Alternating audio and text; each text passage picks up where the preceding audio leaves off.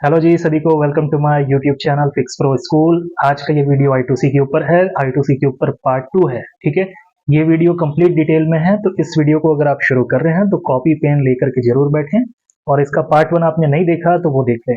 बहुत important video है, सिर्फ सुनने से काम नहीं बनेगा। कॉपी पेन लेकर के जरूर बैठें, इसको नोट करें और रिपेयर करते समय इस चीज को जरूर इम्प्लीमेंट करें। ठीक है, तो I2C की कहीं भी कोई प्रॉब्लम होगी तो आप उसको रिपेयर कर पाएंगे। अब दूसरी बात, 3 इन्फॉर्मेशन देनी थी। एक तो मैं वीडियो के बारे में बताने वाला था, ये बता दिया। सेकंड इन्फॉर्मेशन आप सभी के लिए है, सार्वजनिक इन्फॉर्मेशन है, जो कि 9 दिसंबर को मेरी एक नई क्लास होगी। 9 दिसंबर रात 9 बजे आप सभी के लिए फ्री क्लास मैं ऑर्गेनाइज कर रहा हूं, जिसका ये पर्पस होगा कि सेल्फ लर्निंग कैसे की जाती है। आप कितने भी इंस्टीट्यूट जाकर के सीख लो, कितने भी बड़े इंस्टीट्यूट, कोई इंस्टीट्यूट होते हैं जो 20,000 में भी सिखाते हैं, कोई 60,000 भी लेते हैं, कोई 50 भी लेते हैं। सीखने के बाद में आपको यही लगता है कि बहुत कुछ सीखे, अच्छी इंफॉर्मेशन मिली, लेकिन कहीं ना कहीं थोड़ी ना थोड़ी कमी रह गई। अब ये कहाँ से सीखें, ये किसके पास जाकर के पूछें? जो टीचर हैं उनसे पूछेंगे तो वो बताएंगे थ्योरी में तो सब कुछ है, लेकिन थ्योरी पढ़ के भी उतनी नॉलेज नहीं मिल रही। तो सेल्फ लर्निंग ही करना पड़ेगा। तो मैं तो सेल्फ लर्निंग ही किया हूँ। ठीक है, मैंने किसी से सीखा नहीं है, मैं सेल्फ लर्निंग किया हूँ, इसलिए आप सभी को भी मैं वही बताऊंगा। तो 9 दिसंबर को मिलते हैं, रात 9 बजे क्लास होगी। टॉपिक यही होगा कि सेल्फ लर्निंग कैसे करें, पहली चीज। और कोई एक टॉपिक हम उठाएंगे डिस्कस करके, कोई भी एक टॉपिक, उस पर हम बात करेंगे कि इस टॉपिक पे अगर लर्निंग करना हो तो कैसे की जाएगी, सोर्स कहाँ मिलेगा, कहाँ से सीख पाएंगे। ठीक है, तो जो भी ज्वाइन करना चाहता है अपना नाम रजिस्टर कराएं नीचे दिए इस नंबर पे, और मैं आपको एक ग्रुप में ऐड करूंगा जो मेरा स्टूडेंट ग्रुप होगा। ठीक है, 9 दिसंबर का।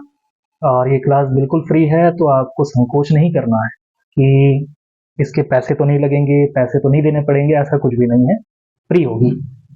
ठीक, क्योंकि मेरा एक खुद का एक्सपीरियंस है, अभी 4 दिन पुराना ही मैंने एक कोर्स अटेंड किया था यूट्यूब पर, इसके प्रेजेंटेशन के ऊपर में। तो उसको जब मैंने क्लिक किया तो वहां पे उसने बोला कि ये 350 या 400 रुपए का कोर्स है, तो मैंने उसको परचेस कर लिया। उसके बाद मैंने देखा कि मुझे तो यही लगा कि 350-400 में कुछ वीडियो मुझे प्रोवाइड कराएंगे, लेकिन उसके बाद मैंने देखा कि जाने के बाद अंदर एक 4,000 का, एक 8,000 का, एक 7,000 का कोर्स है। मैंने सोचा ये बड़ा अजीब सा तरीका है कि आप पहले थोड़े पैसे ले लो, लोगों को बुला लो, उसके बाद बोलो और ज्यादा लगेंगे। ये गलत है। इसलिए ये कोर्स का आपको एक भी रुपया नहीं देना है, ये बिल्कुल फ्री है, एक ही दिन का होगा। और कॉपी पेन लेकर के जरूर बैठें, चाहे स्क्रीन रिकॉर्ड करना हो उस वीडियो का वो भी कर सकते हैं, ताकि आप दोबारा से जो चीजें छूट जाएं वो कर सकें। क्योंकि मैं यूट्यूब पे सार्वजनिक नहीं देने वाला, नहीं तो दिक्कत हो सकती है। ठीक है, तो अगर आप स्क्रीन रिकॉर्डिंग करना चाहें वो भी कर सकते हैं, परमिट उसमें मिल जाएगा आपको जूम ऐप में, मैं परमिट दे दूंगा। ठीक है, बाकी कोर्स में मिलते हैं, क्लास में मिलते हैं 9 दिसंबर को रात 9 बजे। अब एक लास्ट इंफॉर्मेशन है मेरे स्टूडेंट्स के लिए, जो पुराने स्टूडेंट थे ऑनलाइन वाले, उनके लिए। काफी लोगों की, आप सभी की क्वेश्चनिंग थी कि सर हम ऑफलाइन आ सकते हैं क्या, फीस कम हो जाएगी क्या ऑफलाइन में? तो फीस तो फिक्स थी। ठीक है, लेकिन काफी लोगों की प्रॉब्लम मैंने समझा, तो आप सभी के लिए मैंने एक डिसीजन लिया है, अभी न्यू स्टूडेंट्स के लिए, कि जो भी स्टूडेंट ज्वाइन करते हैं मेरे कोर्स को ऑनलाइन वाले, वो 5 दिन के लिए ऑफलाइन आ सकते हैं बिल्कुल फ्री। एक भी रुपया आपका नहीं लगेगा।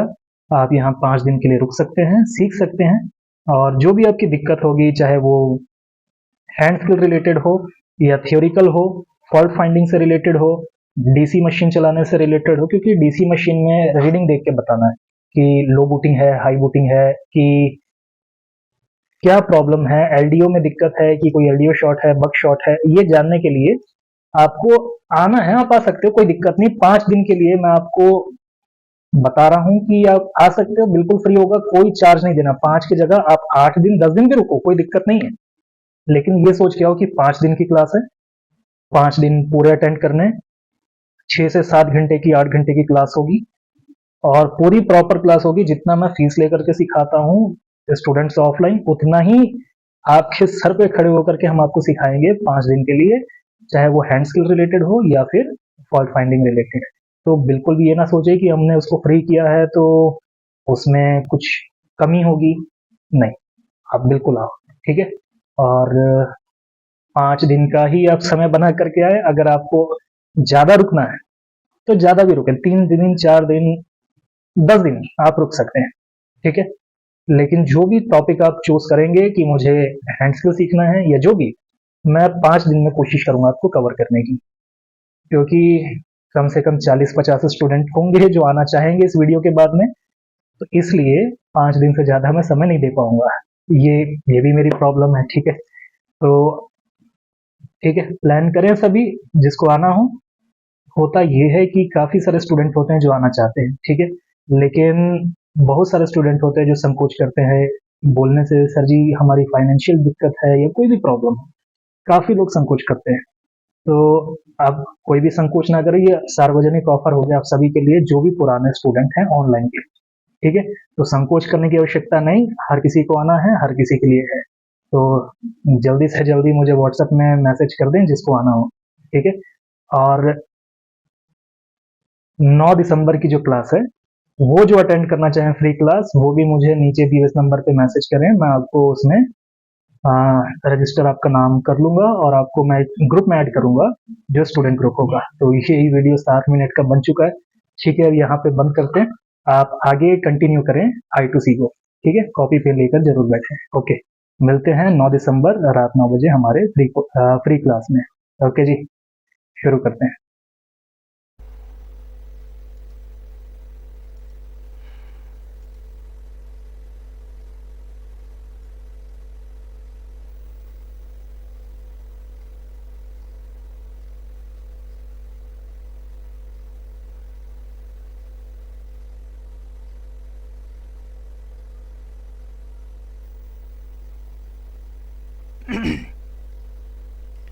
प्रेम भैया, समझ में आ रहा है आपको जो हाँ। टॉपिक चल रहा हाँ, समझ में आ रहा है? जी जी।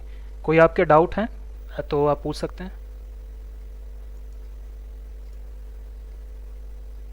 इस टॉपिक से रिलेटेड कोई डाउट हो या कुछ इससे रिलेटेड कुछ पूछना हो, जानना हो, या कोई भी सवाल हो, आप पूछ सकते हो। है। ये किसके बारे में बता रहा है? आई I2C। I2C में किसके बारे में बता रहा हूँ? हाँ, I2C लाइन के बारे में बता रहे हैं। हाँ, I2C लाइन के बारे में बता रहा हूँ।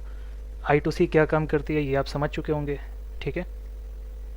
मतलब कि आपकी जो क्लास होगी, डेमो क्लास, वो संडे को होगी असल में। लेकिन अभी जो स्टूडेंट्स का टॉपिक चल रहा है इसको हम स्किप नहीं कर सकते, ठीक है। इसलिए मैंने आपको इसमें ले आया कि आप ये भी तरीका समझ लो कि मैं पढ़ाता कैसे हूँ, ठीक है, आप स्टूडेंट्स को। बाकी डेमो में तो हम डिस्कस करेंगे ही, वो तो उसकी प्रेजेंटेशन तो अलग तैयार होती है। लेकिन रेगुलर कैसे हम पढ़ाते हैं, कैसे समझाते हैं, चीज़ें कैसे क्लियर होती है, वो भी आप देख सकते हो इससे।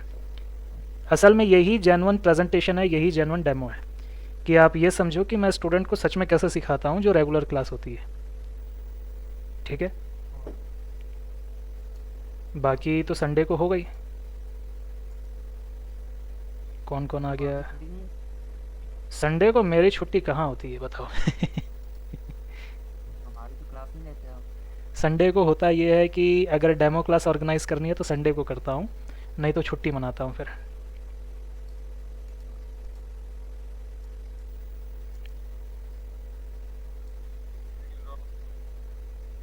नौ लोग आ गए हैं, ठीक है, शुरू करते हैं। हाँ जी, तो मंटू भैया जो आपका था क्लियर हुआ?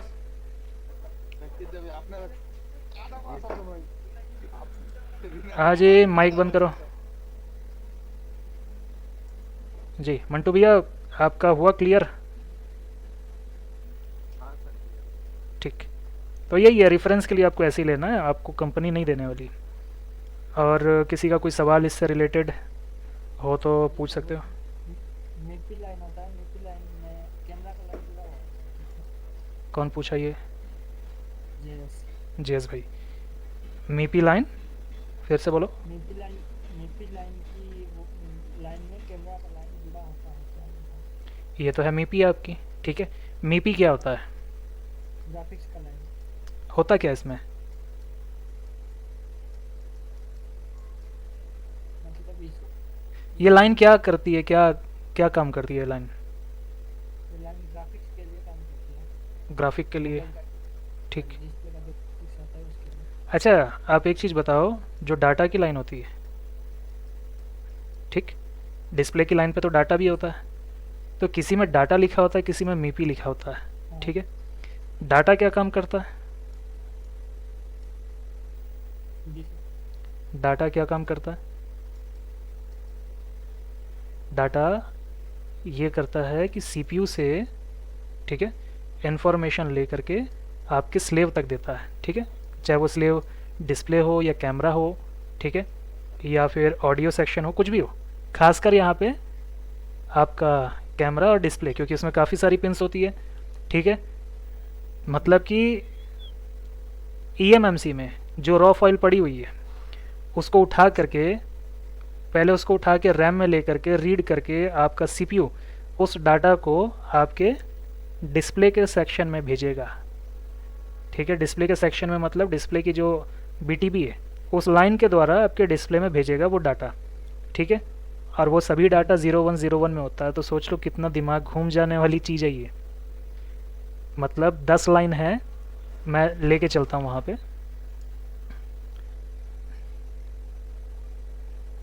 किसी को बोरिंग तो नहीं लग रहा? मैं तरीका बदल देता हूँ थोड़ा सा, टॉपिक वही रहेगा, थोड़ा तरीका चेंज हो जाएगा। कोई ऐसा तो नहीं कि जिसको ऐसा लग रहा हो कि दिमाग के ऊपर से जा रहा है या बोरिंग है? नहीं सर, बिल्कुल सही है। बिल्कुल सही सुन रहा हूँ। ठीक है, यही तो सुनना था। मजाक कर रहा हूँ यहाँ पे, बस थोड़ा सा कॉमेडी हो जाए तो ठीक है, फिर मन लगा रहता सभी का। देखो यहाँ पे मीपी DSI, ठीक है, LANE 2N, फिर LAN 2P। N और P का मतलब नेगेटिव और पॉजिटिव। दुनिया की हर चीज़, हर एक चीज़, हर चीज़, माने चाहे इंसान ले लो या मशीन ले लो या कुछ भी ले लो, मतलब नेगेटिव और पॉजिटिव होगा, ठीक है। दुनिया का हर चीज़ यही सिद्धांत पे चलता है, मतलब एक पक्ष और एक है विरोधी पक्ष, ठीक है। सिक्के का दो पहलू होता है, बिना दूसरे पहलू वाला सिक्का बन ही नहीं सकता। वैसे ही बस इतना ही दिमाग में रखना है, अगर कोई लाइन है तो इसका कुछ विपरीत होगा, मतलब पॉजिटिव है तो नेगेटिव होगा, अगर नहीं होगा तो ये लाइन है ही नहीं, और अगर नहीं है तो मुझे नहीं मिल रहा लेकिन होगा। तो डाटा हो या वोल्टेज हो, नेगेटिव पॉजिटिव सबका होगा। तो जैसे कि यहाँ पे मीपी की एक लाइन दिख गई, DSI 0, तो उसका नेगेटिव और पॉजिटिव है, चाहे ये हो, इसका negative positive, negative positive, negative positive, negative positive सबका, ठीक है। तो यहाँ पे टोटल 1 2 3 4 5 ग्रुप है, तो पांचों का नेगेटिव पॉजिटिव है। इन दोनों लाइन में डाटा आएगा और इसी डाटा के द्वारा आगे आपका डिस्प्ले जो है चलेगा, ठीक है। तो यहाँ पे जो डाटा आता है वो भी बाइनरी ही में ही आता है। जी, कौन बोल रहा है? सर जो 5 बॉक्स बना है वो क्या क्या सेक्शन का है? ये जो 5 बॉक्स बना है क्या क्या सेक्शन होता है? हाँ, ये 5 बॉक्स जो बना है असल में तो देखो ये कॉइल है, ठीक है, ये रेजिस्टेंस आप मान लो, अभी आप ये समझ लो 0 ओम्स का रेजिस्टेंस है, तो दो रेजिस्टेंस को एक साथ मर्ज कर देंगे, ठीक है, तो ये ऐसा आ जाएगा। अभी मेरे पास में बोर नहीं हो तो चालू नहीं, 1 मिनट, कैमरा मैं चालू करके दिखाता हूँ। पुराने जो सैमसंग में मैं देखा था, जो पुराने, उसमें 4 रेजिस्टेंस भी जोड़ देते थे उसमें। कैमरा नॉट कनेक्ट होगा,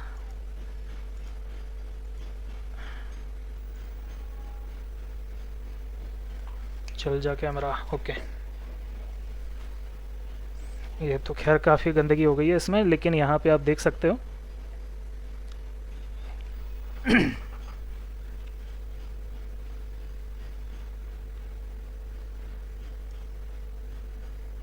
ये दिखाई दे रहा है आपको, एक ये रेजिस्टेंस है। अभी इसको कॉपी कर लेते हैं यहाँ से,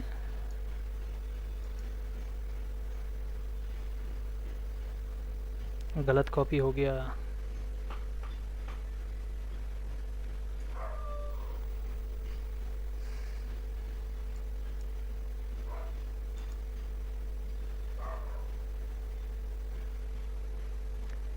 स्लो चल रहा है। 10 मिनट ये टॉपिक और चलेगा, फिर आप सभी अपनी क्वेश्चनिंग कर सकते हैं इसमें।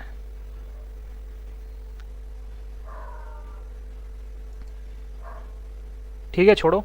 यहाँ पे आपको ये तो समझ आ रहा है कि यहाँ पे 4 पॉइंट दिख रहे हैं, मतलब एक रेजिस्टेंस के 2 पैर होते हैं, तो यहाँ पे 2 रजिस्टर मिल गए तो 4 पैर हो गए। ठीक है, क्लियर हो रहा जी सर। है जी। तो यहाँ पे वही है 1 2 3 4, तो यहाँ पे 2 रजिस्टेंस एक साथ मर्ज हो गए तो 4 पैर हो गए।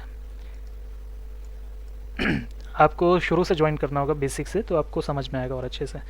तो यहाँ पे ये डाटा की लाइन है। ठीक है, जैसे हमारे दिमाग की जो नसें होती है पूरे बॉडी में हर तरफ फैली है, इसीलिए हम अपनी बॉडी पे कंट्रोल कर पाते हैं। वैसे ही सीपीयू दिमाग है, डिस्प्ले को चला रहा है सीपीयू। ठीक है, तो सीपीयू जब डिस्प्ले को चला रहा है तो ये उसकी सारी लाइंस हैं, इन सभी लाइन के द्वारा ग्राफिक आता है। अगर इनमें से कोई भी एक लाइन ओपन हो जाए, ये एक लाइन ओपन हो गई मतलब कि एक अगर ये कपलर रजिस्टर निकल गया तो क्या होगा, 2 लाइन मिस हो गई, या कोई एक लाइन ओपन भी हो गई गलती से बैड वेल्डिंग के कारण या कनेक्टर ख़राब होने के कारण। ये जो आप कनेक्टर यहाँ पे देख रहे हो J2302, ये कनेक्टर है, BTB कनेक्टर, जो ये आपको दिखाई दे रहा है यहाँ पे, ये वाला। ठीक है, कोई एक पिन ढीली रह गई, जैसे कि यहाँ पे दिख ही रहा है कि कोई एक पिन ढीली तो होगी, क्योंकि इस पर स्टूडेंट आज प्रैक्टिस कर ही रहे थे। तो यहाँ पे आप फावड़ा चला करके देख सकते हो कि कोई पिन ढीली तो नहीं है। ठीक है, ठीक है, कोई पिन ढीली, ये देखो ये पिन ढीली है, मतलब ये तो उठी हुई पिन है। ठीक, तो जैसे कि ये आपको दिख रहा है हल्का हिलता हुआ पिन, तो ये पिन ढीली है। तो ऐसी जब ढीली पिन होगी तो क्या होगा, जो यहाँ पे सीपीयू यानी कि दिमाग से कोई सिग्नल आया, अभी मैंने सोचा कि मैं माउस का जो राइट साइड है उसको क्लिक करूं। ठीक, राइट साइड क्लिक किया तो ये आ गया, लेकिन दिमाग से ये जाएगा ही नहीं मिडिल फिंगर तक कि भैया राइट क्लिक करो, तो ये काम करेगा ही नहीं। या जो पहली फिंगर होती है वहाँ तक ये अगर डाटा गया ही नहीं, सिग्नल गया ही नहीं कि क्लिक करो, तो करेगा ही नहीं। वैसे ही अगर यहाँ पे ये सिग्नल जाएगा नहीं आगे, तो डिस्प्ले में क्या आएगा, ब्लू लाइन आ जाएगी, रेनबो डिस्प्ले, झिलमिल डिस्प्ले। ठीक है, या आधा डिस्प्ले ऑन आधा नहीं, ब्लू लाइट कुछ भी, या ग्रे लाइट, सिर्फ वाइट लाइट आएगी, येलो आएगी, कुछ भी आएगा। ग्राफिक्स से रिलेटेड कोई भी प्रॉब्लम आई तो आपको दिमाग में एक ही चीज़ ले जाना है, ग्राफिक आईसी चेक करना है, ये मीपी डाटा की लाइन चेक करना है, सबसे पहले यही। ये चेक करने के बाद सब कुछ सही मिला, सब कुछ सही निकला, तो उसके बाद में आगे बढ़ेंगे। इन लाइनों को मल्टीमीटर से कैसे चेक करते हैं ये भी आगे हम डिस्कस करेंगे इसके टॉपिक में, लेकिन अभी नहीं। यहाँ पे देखो ये मीपी, ये डाटा कैसे चेक किया जाता है कि मीपी और डाटा सही है मल्टीमीटर के द्वारा, ये भी हम आगे बात करेंगे। लेकिन अभी हमारा I2C चल रहा है तो इसको खिचड़ी नहीं बनाएंगे। ठीक है, ठीक है। अभी अभी अभी अभी बेसिक स्ट्रक्चर के बारे में मैं बात नहीं किया अभी तक आपसे। बेसिक स्ट्रक्चर कौन सा जिसको सुन के आपको हो सकता नींद आ जाए, कि ये है मास्टर, फिर यहाँ से 2 लाइन निकलती है, इन दोनों लाइन पे एक पुल अप लगा होता है, यहाँ पे पुल अप क्या काम करता है, फिर ये सारी चीज़ें जो आप शुरू से ही सुनते आ रहे हो। ठीक है, इसके बारे में भी अब थोड़ा सा बात कर लेते हैं, क्योंकि जिसको नहीं पता होगा पता चल जाएगा। जो मेन टॉपिक था वो मैंने कर लिया, जो मतलब कि बेसिक्स जिनका क्लियर था, एडवांस बातें जो डेप्थ की बातें थी हो चुकी है, थोड़ी सी और करनी है, लेकिन बीच में ये भी ले आते हैं। ठीक है, पुरानी बातों में जो अब तक मैंने बताया उसमें अभी तक की बात में कोई भी डाउट हो, कोई भी क्वेश्चन हो, या उससे रिलेटेड कोई क्वेश्चन हो तो पूछ सकते हो, 5 मिनट उसको क्लियर कर देते हैं। जो आपने रजिस्टर बताई जो 4 पॉइंट वाली है, हाँ, ये दरमियान से टूटी और दोनों साइडों से मतलब परफेक्ट लगी हो, काम करेगी? बीच से टूटी हो और साइड से लगी हो, ये चार काम तरफ करेगा। लगी और करेगा काम? कैसे करेगा, कोई ब्रिज हो बीच से टूटा हो तो उस तरफ जा पाओगे क्या? कोई पुल है, ब्रिज है, ब्रिज सॉरी मैं कैसा बोल दिया, ब्रिज है, कोई पुल है, उसके दूसरे तरफ जाना है, बीच से टूटा हुआ, जा पाओगे क्या? नहीं, कभी मंटू बोल रहा हूँ जी, कि हमजा भाई का बोलने का मतलब ये है कि वो जो जॉइंट है ना, हाँ, जो जॉइंट नहीं होगा, अलग अलग 2 रजिस्टर अगर दूसरी जगह पे लगाएंगे। ऐसा पूछे क्या हमजा भाई, ऐसा पूछे क्या? हाँ, ऐसा पूछ रहे हैं। अरे अरे अरे सॉरी जी कोई बात नहीं, सॉरी सॉरी सॉरी, मैं समझ नहीं पाया, मेरे से दिक्कत हुई। हम्म।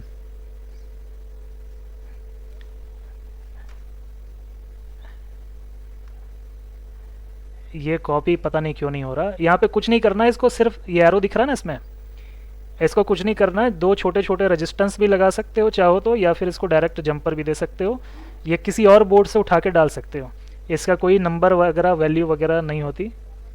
हाँ नंबर तो बहुत देखो ये है, इसको या तो आप यहाँ से ऐसे जंपर दे सकते हो, ठीक है, इस टाइप से। जी सर। अगर जंपर ना देना चाहो तो यहाँ पे 2 रेजिस्टेंस लगा सकते हो अलग अलग, ठीक है, या 2 कॉइल लगा सकते हो, और सबसे अच्छा होगा कि किसी और बोर्ड से उठा के डाल दो, क्योंकि ये क्या काम करता है आपको शायद नहीं पता होगा।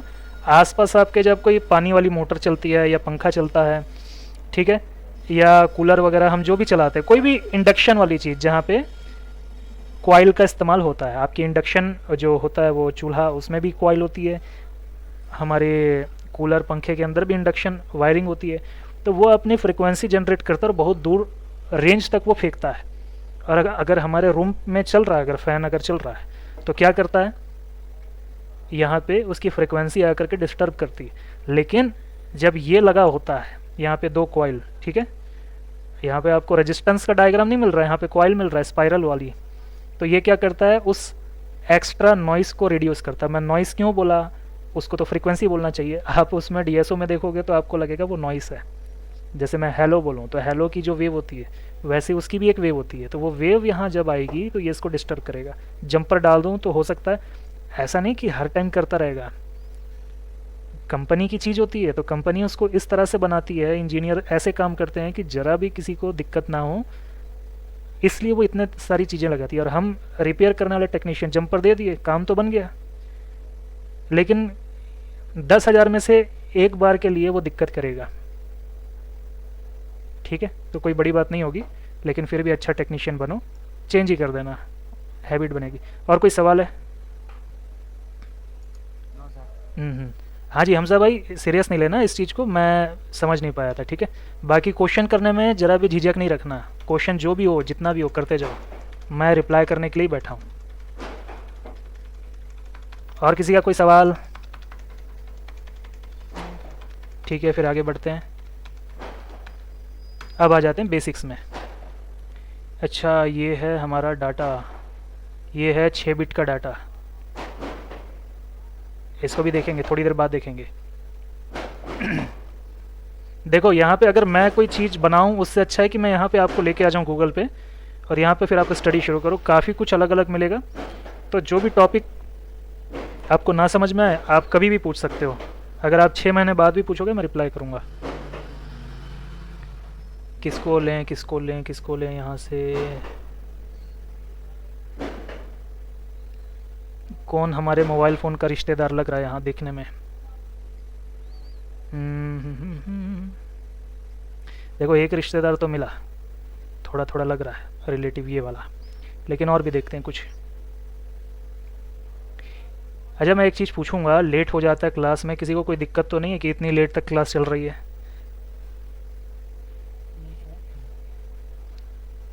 किसी को अगर दिक्कत हो तो बताना, मैं अपनी स्पीड बढ़ा लूँगा। आप इसको मतलब क्या होता है, काफ़ी लेट हो जाता है, कई बार 11 साढ़े 11 हो जाता है।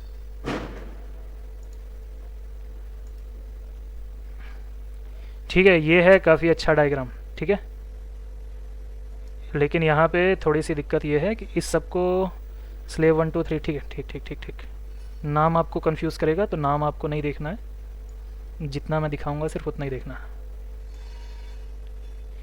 ई प्रोम, संदीप भी है ना?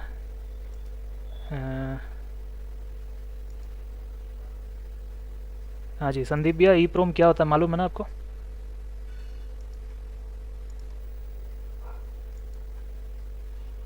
माइक बंद है आपका शायद।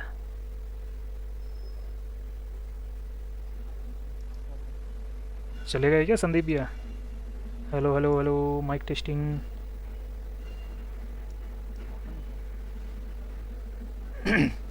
संदीप भैया का बंदा माइक।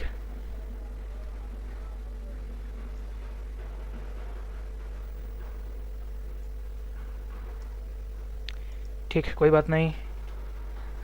सो तो नहीं गए?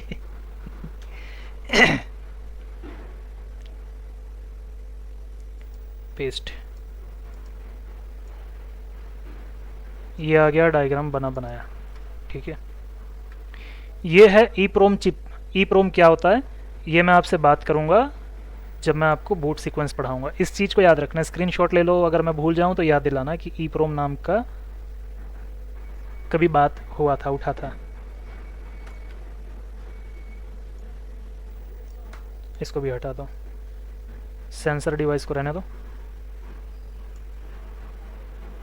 इसको मान लो कैमरा, इसको मान लो ऑडियो।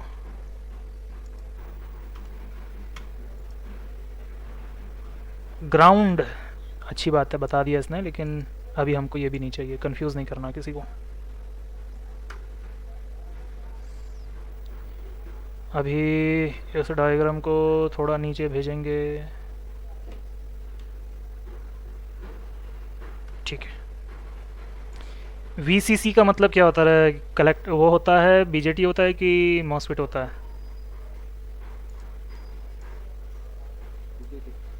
BJT होता है, अच्छा ठीक है। I2C की लाइन में 2 रजिस्टेंस लगे होते हैं, ठीक है, सेम वैल्यू के होते हैं दोनों लगभग, हमेशा जब भी लगेगा तो दोनों की वैल्यू हमेशा सेम रहती है, ठीक है। पहली चीज़ SDA SCL दोनों की लाइन में लगा होता है। और इसको क्या बोला जाता है, पुल डाउन की पुल अप? पुल अप बोला जाता है। पुल डाउन रेजिस्टेंस भी लगे होते हैं, लेकिन वो अलग पर्पस से होते हैं, कहीं पर देखने को मिला तो मैं उसको एक्सप्लेन करूँगा समय पे। लेकिन आज आप सिर्फ पुल अप जानो कि पुल अप क्यों होता है। कोई आइडिया कि पुल अप रेजिस्टेंस क्यों लगाए जाते हैं? कोई भी आइडिया, कुछ भी लॉजिक लगा के देखो। जो डेटा फ्लो की जो लाइन होती है जी, उसकी स्ट्रेंथ बनाए रखने के लिए, स्ट्रेंथ बनाए रखने के लिए, हाँ जी वोल्टेज की जरूरत होती है। ठीक है, ये सही बोल रहे हो आप, संदीप भैया बोल रहे हो, जी जी हाँ जी। EEPROM याद रखना, बाद में डिस्कस करेंगे, जी सर। ठीक। अभी और भी कुछ, और कोई आंसर इसके लिए? वो वोल्टेज को बढ़ाता है। वोल्टेज को बढ़ाता है वो, बोलो बोलो। सर इसमें बिट का भी मैटर होता है, जो 2.2 के इसमें लगी है, हम्म तो आपका 8 बिट तक काम करेगा। इसमें 4.7 के लगा है तो इसमें से 10 बिट हो जाएगा, ऐसे कुछ है। अब माइंड में नहीं आ रही थी बात मेरी। माइंड में नहीं आ रही है ऐसे, ओके जी ठीक है। देखो और बताओ, और बताओ, आंसर करते जाओ, फिर मैं एक लास्ट टॉपिक पढ़ाऊँगा ट्रबल शूटिंग का अभी, इसके बाद में। तो ट्रबल शूटिंग में ये हो जाएगा कि जितनी भी संभावनाएं हैं I2C के ख़राब होने की अब तक की मेरे एक्सपीरियंस में, मैं उन सब के बारे में फिर बात करूँगा 10 मिनट के लिए, ठीक है। तो कभी भी I2C ख़राब होगा तो मैं जितना मुझे पता है मैं सब बताऊँगा कि कैसे ख़राब होता है, क्या ख़राब होता है, कहाँ से ठीक होता है, और क्या क्या उसकी लेवल हो सकती है ख़राब होने की। तो वो उस पे जाने से पहले यहाँ पे थोड़ा सा लॉजिक लगाएंगे कि ये I2C पुल अप क्यों लगा है, बस इतना ही।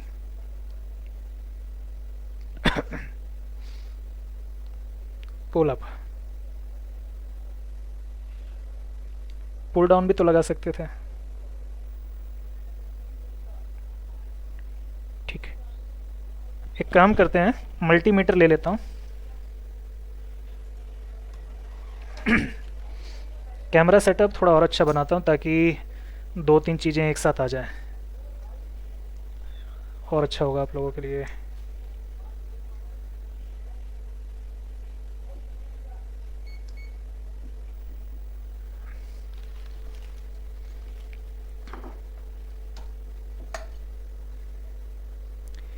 असल में क्या होता है, 80% जो स्टूडेंट है ना जिनकी क्वेरीज आती है, होता क्या है, उनको बस ये होता है कि डबल डेकर कराएंगे कि नहीं क्योंकि मार्केट में अभी तक डबल डेकर का जो वो है क्रेज़ जो है उसका, वो अभी तक गया ही नहीं है मतलब लोगों को स्कीमेटिक की वैल्यू और फॉल्ट फाइंडिंग की वैल्यू अभी तक समझ ही नहीं आई बहुत लोगों को, कि फॉल्ट फाइंडिंग। दुकान बंद हो गई। नहीं, अभी भी जो नए नए स्टूडेंट हैं ना, जितने भी बिगनर हैं, फ्रेशर, वो फ़ोन करके ये पूछते हैं, सर आपके इंस्टीट्यूट में डबल डेकर होता है क्या?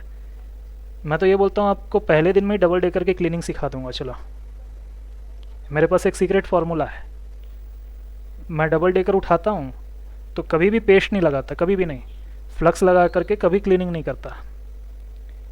फ्लक्स लगा दिए और फ्लक्स लगाने के बाद में उसकी होल्स में फ्लक्स चला गया तो बड़े बड़े पहलवान आदमी की हालत ख़राब कर देता है उसको क्लीन करने में। मैं लगाता ही नहीं फ्लक्स। फ्लक्स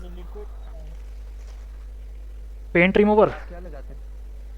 देखो पेंट रिमूवर मैंने यूज़ किया था एक वीडियो में देख करके यूट्यूब से, लेकिन क्या हुआ पेंट रिमूवर करने के बाद में जो उसके अंदर का जो कॉपर वाला साइड था, कॉपर में देखा कोरोजियन आ गया। एक ही बार यूज़ किया, पूरा डब्बा ला के रखा हूँ, यूज़ नहीं करता अब मैं। कोरोजियन माने जैसे कि लोहे को जंग लगता है वैसे ही कॉपर का कोरोजियन होता है, कॉपर की जंग हो गया, ख़राब हो गया, कोई काम का नहीं। हो सकता है मेरा पेंट रिमूवर ख़राब होगा लेकिन कस्टमर का सेट भी तो ख़राब हो गया। तो पुराना ही तरीका अच्छा है। डबल डेकर में से क्या करना है आपको, रैम उठानी है। रैम उठाने के बाद में सीपीयू के जो होल्स हैं उसको ड्राई बिना पेस्ट लगाए उसको क्लीन करो, जितना क्लीन हो जाए ज़्यादा से ज़्यादा। और जब लगे कि पूरी क्लीनिंग हो चुकी है, पूरी ही कर लो, पूरी क्लीनिंग हो चुकी है, थोड़ी सी 19-20 बाकी है, बिना फ्लक्स लगाया अभी भी, ठीक है। साइड साइड से हल्का सा फ्लक्स उसके लिए डालो, सीपीयू उठाने के लिए अगर ज़रूरत लगती है तो सीपीयू उठाओ। सीपीयू उठाने के बाद में सीधा थीनर की डब्बी में डाल दो, एक डब्बी रखो पुराने थीनर की, उसमें डाल दो, छोड़ दो। रैम रिवॉल्व करो, सीपीयू साइड अपना ये जो बोर्ड का होता है उसको क्लीन करो, डिसऑल्डर करो, तब तक उसको वहीं पड़े रहने दो। लास्ट में उसको निकालो, क्लीनिंग करो, थोड़ा देर में आपका सारा काम हो जाएगा, सारा का सारा काम हो जाएगा। हेड की नहीं, वीडियो बनाएंगे? इसके ऊपर वीडियो बना सकता हूँ। यूट्यूब पे आप देखो भरमार पड़ा हुआ है इसके ऊपर, भरमार। और मैं भी सच बता रहा हूँ, मैं भी किसी इंस्टीट्यूट में जा कर के ये नहीं सीखा हूँ। मैं भी यूट्यूब से 2-4 वीडियो को देखा, थोड़ा सा अपना लॉजिक लगाया, समझ आ गया। इसके ऊपर मैं वीडियो ज़रूर डाल दूँगा एक आध, लेकिन आप यूट्यूब के 10 वीडियो होंगे अच्छे, तो बाकी के ऐसे ही होंगे बिना लॉजिक वाले, बस वो करना है। कई लोग तो ऐसे वीडियो डाले हैं कि आधा बस रीबॉल करके दिखा दिया लेकिन सेट पे लगा के नहीं दिखाया, ऐसे भी वीडियो हैं। तो सभी को देखो, स्क्रैप बोर्ड में कर लो काम थोड़ा बहुत, ठीक है। चलो मैं अपने टॉपिक पे वापस आ जाऊँ, बाकी मैं ज़रूर भविष्य में डाल दूँगा, ठीक है। ये देखो, ये दोनों प्रोब है आपके सामने, है ना, ये दोनों प्रोब है। मैंने इन दोनों को टच नहीं किया अभी। तो यहाँ पे क्या आ रहा है, 0.0, फिर 737 वगैरह, ठीक है, ये आ रहा है। इन दोनों को मैं शॉर्ट कर दूँ चला गया सब कुछ। मैं शॉर्ट नहीं कर रहा, हटा दिया, फिर आ गया। ये क्यों आ रहा है बार बार, कोई आंसर देगा? क्या बोले सर आप? अभी देखो, ये दोनों को मैंने शॉर्ट नहीं किया, ठीक है, दोनों प्रोब को शॉर्ट नहीं किया। अभी ये वोल्टेज में वेरिएशन आ रहा है अपने आप, इसको मैं शॉर्ट कर दूंगा। आवाज़ क्लियर आ रही है ना सभी को? जी सर। अब देखो वेरिएशन आना बंद हो गया, और अगर आ भी रहा है तो बहुत माइनर है, बहुत माइनर है, 2-3, लेकिन मैं इसको छोड़ दूं, देखो वेरिएशन आना फिर चालू हो गया। जी सर। 50 मिली वोल्ट है ये, 70 मिली वोल्ट, ठीक आ रहा है। तो ये क्यों आ रहा है ऐसा, कोई आइडिया लगाए या कोई बोले, आंसर करे, बताओ। कोई बोलना चाहो तो बताओ, जल्दी बताओ।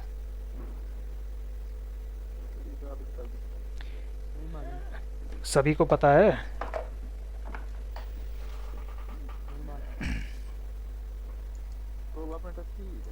प्रोब टच करने के बाद में, नहीं कहीं भी नहीं, प्रोब खुली है। हाँ, यहाँ पे क्या लिखूँगा मैं, सोलर सिस्टम, ठीक है। ये सोलर सिस्टम है हमारा। ये जो सूर्य है, ये अपनी मैग्नेटिक फील्ड जो होती है ना, ये इलेक्ट्रोमैग्नेटिक फील्ड, रेडिएशन सब फेंकता है धरती की तरफ, ठीक है। और दूसरी चीज़, earth magnetic field, electromagnetic voltage होता है, सभी को पता होगा, ठीक है। तो इलेक्ट्रोमैग्नेटिक फील्ड जो होती है उससे होता है जनरेट करंट। अरे मैं एक किताब पढ़ा था, थोड़ी सी धार्मिक किताब है, वेदांत, उसमें स्वामी विवेकानंद जी ने वहाँ पर बताया कि विचार, हमारे विचार हैं वो विद्युत की तरह है, लेकिन कौन सा विद्युत, फ्री इलेक्ट्रॉन्स की तरह, जो इधर उधर भाग रहे हैं। हम तब तक सही तरीके से कुछ नहीं कर पाते जब तक हमारे विचार एक दिशा में पॉइंट करके ना चले। वैसे ही करंट हवा में, इलेक्ट्रॉन्स जो हैं, फ्री इलेक्ट्रॉन्स हवा में इधर उधर भाग रहे हैं जिसका कोई अस्तित्व नहीं होता। ठीक है, मतलब उन्होंने क्या कहा, बिना स्टडी किए कहा उन्होंने। मतलब उस समय तो उतनी ज़्यादा स्टडी नहीं थी कि सब कुछ वेरीफाई कर सकें, मल्टीमीटर भी उस ज़माने के वैसे नहीं होते थे। तो यहाँ पर क्या हुआ, ये अर्थ है हमारी धरती के, ये चारों तरफ ये जो तरंग देख रहे हो आप, ये इलेक्ट्रोमैग्नेटिक फील्ड है। ठीक है, तो जो इलेक्ट्रोमैग्नेटिक फील्ड होती है ये क्या काम करती है, हवा में ही, खाली हवा में भी ये करंट बना देती है। बस इसको तार चाहिए, वायर गई तो वहाँ पे कुछ फ्री इलेक्ट्रॉन्स को ये उत्तेजित कर देगा और एक दिशा में भेज देगा, कुछ सेकंड के लिए, कुछ मिली सेकंड के लिए। ठीक है, अभी तो आप मल्टीमीटर देख रहे हो, मल्टीमीटर की जितनी भैया कैपेसिटी है, मल्टीमीटर की कैपेसिटी है भैया इतना ही देखने की। ये देखो 2 वोल्टेज तक भी आ रहा है, वायर को मैंने थोड़ा दूर दूर कर दिया फैला करके, तो अभी देखो कहाँ तक जा रहा है ये, देखो 1-2 वोल्टेज तक भी जा रहा है, देख रहे हो आप, ये 3 वोल्टेज तक भी चला गया। मैं कहीं भी नहीं लेके जा रहा हूँ वायर को, मैं, आप बिलीव करो कहीं भी नहीं जा रहा ये, आप अपने मल्टीमीटर में खुद करके देख लेना। मैं कहीं पे भी वायर को टच नहीं कर रहा हूँ, आप अपने मल्टीमीटर के साथ ये एक्सपेरिमेंट करो, एसी मोड में रख लेना, एसी मोड में रख के वायर को छोड़ देना और ये सब आपको देखने को मिलेगा। ठीक है, तो जब ये मेरे मल्टीमीटर की वायर के ऊपर इफ़ेक्ट कर सकता है तो मेरे इस सर्किट को इफ़ेक्ट क्यों नहीं करेगा। तरंग है जी, तरंग यहाँ तक क्यों नहीं आएगी, आएगी कि नहीं, बोलो, बिल्कुल आएगी।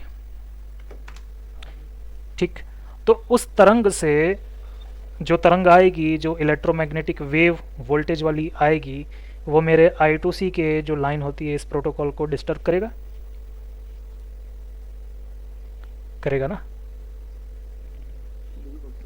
बिल्कुल करेगा। तो जो बिल्कुल करेगा, तो मुझे ये चाहिए कि इस लाइन की जो क्षमता है उसको मैं उतना बढ़ा दूं कि बाहरी कोई वेव इस पर असर ना करे।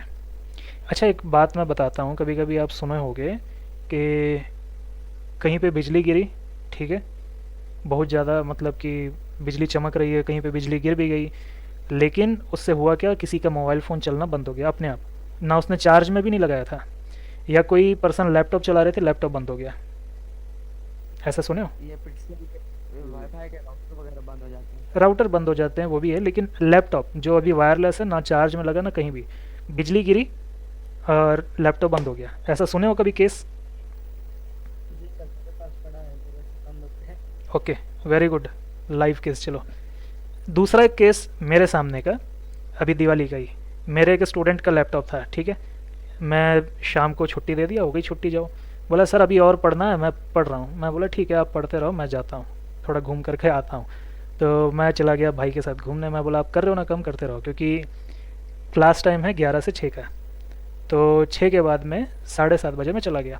अब हुआ क्या, बाहर बच्चे फटाखा फोड़ रहे थे, तो बड़ा बम होगा, तो जब उसने फोड़ा तो क्या हुआ कि उसकी वेव इतनी ज़्यादा निकली कि जो इतना बड़ा मदरबोर्ड था उसका, लैपटॉप का, उस पर इफ़ेक्ट आया, वेव आई, और वहाँ पे वो डेड हो गया। ठीक, समझ आ रहा? बनेगा, बिल्कुल बनेगा, बनेगा, बिल्कुल बनेगा, लेकिन वो ख़राब हो गया, ये समझो आप अभी के लिए। कौन सा स्लेव ख़राब हुआ होगा या मास्टर ख़राब हुआ होगा तो उसमें प्रोसेसर चेंज कर देंगे, कोई दिक्कत नहीं है। नहीं नहीं नहीं नहीं, इसमें प्रोसेसर नहीं, इसमें मदरबोर्ड ही चेंज होगा। प्रोसेसर तो उसमें वो होता है ना, इनबिल्ड होता है। हाँ, कंप्यूटर का पीसी हो, उसका प्रोसेसर उड़ जाए तो वो बदल सकते हैं। ठीक है, यहाँ तक समझ में आया? ये 1 मिनट में बंद होगा, मैं अब फॉल्ट के बारे में बात करूँगा। यहाँ तक अगर किसी को डाउट है? अच्छा, मैं लास्ट बात बोल देता हूँ, ये दोनों महाशय इसलिए लगे हैं कि ये दोनों मिलकर के इन दोनों लाइन का यहाँ पे पोटेंशियल बढ़ा दें, इन दोनों की क्षमता को बढ़ा दें, लेकिन यहाँ पे एम्पियर इंक्रीज ना हो। एम्पियर बढ़ेगा तो कंजप्शन ज़्यादा होगा, बैटरी जल्दी ख़त्म होगी, और सीपीयू भी कितनी गर्मी झेलेगा, पहले से ही 7-7 एम्पियर लेके बैठा है, और एम्पियर बढ़ा देंगे I2C के द्वारा तो ये और आग का गोला बन जाएगा। इसलिए यहाँ पे एम्पियर कम करने के लिए 4 के रेजिस्टेंस यूज़ किया, 2.2 के, 2.4 के, 10 के, जो भी करता हो करेगा, और यहाँ पर इसकी जो इसका पोटेंशियल को यानी कि वोल्टेज को थोड़ा इंक्रीज़ कर देगा, लेकिन एम्पियर को डिक्रीज़ रखेगा। ठीक है।